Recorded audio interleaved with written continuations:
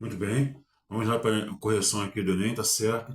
Vamos aqui para a questão 46, iniciando, beleza? Bom, o Egito é visitado anualmente por milhões de turistas de todos os quadrantes do planeta, desejosos de ver os próprios olhos a grandiosidade do poder esculpido em pedra há milênios. As pirâmides de Gizé, as tumbas do Vale dos Reis, os numerosos templos construídos ao longo do Nilo. Bom, o que hoje se transformou em atração turística era, no passado, interpretado de forma muito diferente, pois, letra A, significava, entre outros aspectos, o poder que os faraós tinham para escravizar os grandes contingentes populacionais que trabalhavam nesses monumentos. Maravilhosa resposta. Até porque o faraó era considerado Deus vivo. Beleza? Mais uma vez o que é o enunciado.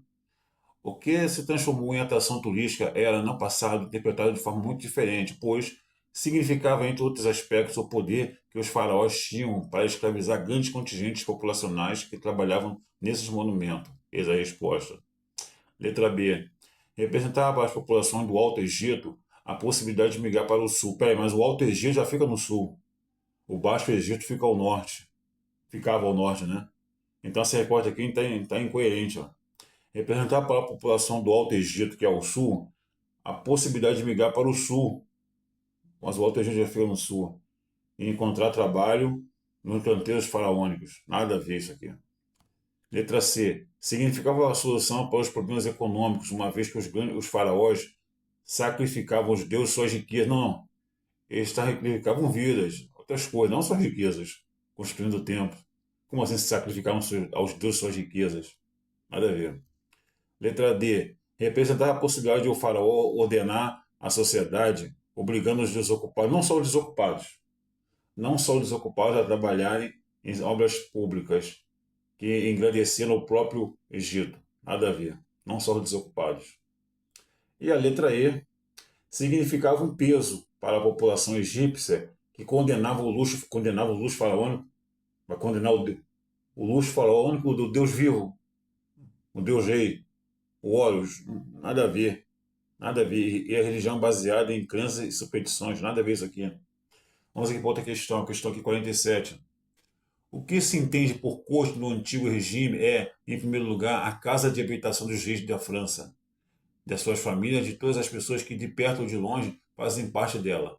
As despesas da corte da imensa casa dos reis não significam, são consideradas no registro das despesas do reino do Egito sobre a rúbrica significativa das cortes reais.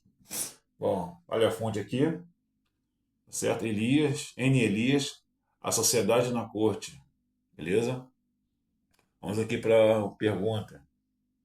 Bom, algumas casas de habitação dos reis tiveram grande efetividade política e terminaram por se transformar em patrimônio artístico e cultural, cujo exemplo é o Palácio de Versalhes, a resposta.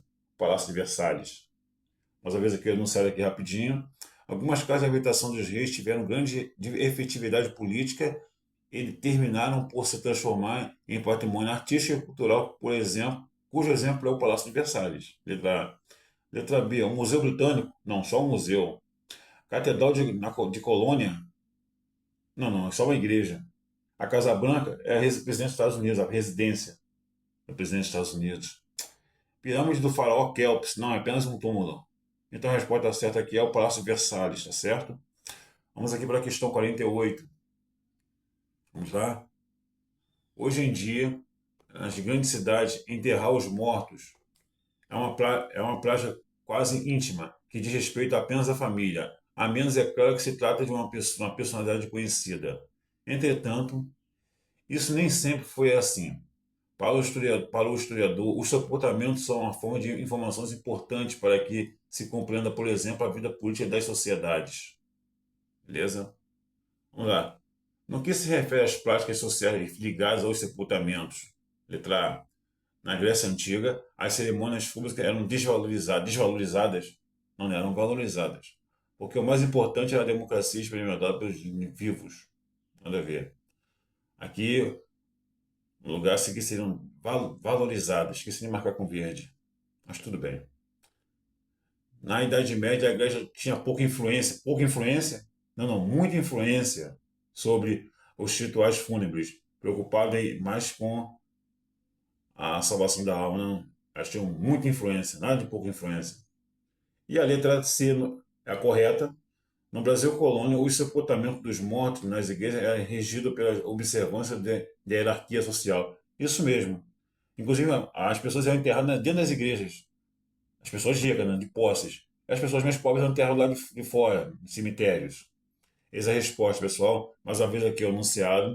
No que se refere às práticas sociais ligadas aos sepultamentos, letra C, no Brasil colônia, o sepultamento dos mortos nas igrejas era regido pela observância da hierarquia social. Maravilhosa resposta.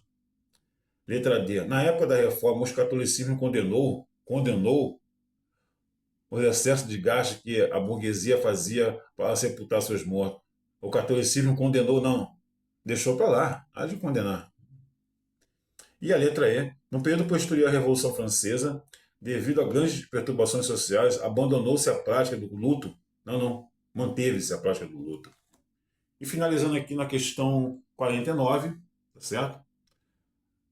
A Idade Média é um extenso período da história do Ocidente cuja memória é construída e reconstruída segundo as circunstâncias das épocas posteriores. Assim, desde o Renascimento, esse período vem sendo alvo de diversas interpretações que dizem mais sobre o contexto histórico em que são produzidos do que propriamente sobre o medievo.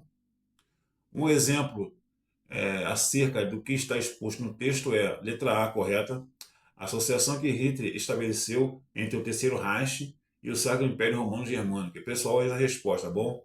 Vou enunciar aqui mais uma vez rapidinho. Um exemplo do que um exemplo acerca do que está exposto no texto acima é a associação que Hitler estabeleceu entre o Terceiro Reich e o Império Romano Germânico. Essa é a resposta. Letra B. O retorno dos valores cristãos medievais presentes nos documentos do Concílio do Vaticano II. Não, aqui esse concílio aqui foi a ideia de reformar a igreja. Concílio Vaticano II. Letra C. A luta dos negros africanos, sul-africanos contra o apartheid, inspirada nos valores primitivos cristãos. Nada a ver essa resposta aqui, porque isso aqui remete lá ao cristianismo primitivo, em que os cristãos eram perseguidos, jogados às feras, a perseguição do Império Romano, até o concílio de... Não, o Edito de Milão, tá certo? Em 313, onde o Estado se tornou católico, né? Oficialmente católico. Nada a ver isso aqui. Letra D. O fortalecimento político de Napoleão Bonaparte, que se justificava na amplitude dos poderes que se tivera Carlos Magno. Não. Napoleão Bonaparte se inspirou no Império Romano. Tá certo? Nada de Carlos Magno. Nada a ver isso aqui. E a letra E. A tradição heróica da cavalaria medieval, que foi afetada negativamente pelas produções cinematográficas de Hollywood, viajou na maionese aqui. Viajando na maionese. Bom, por enquanto é só isso aí, tá bom? Finalizando aqui o início dessa correção do Enem aqui, beleza? Valeu, muito obrigado. Se puder se inscrever nesse canal, deixa o seu like aí, valeu.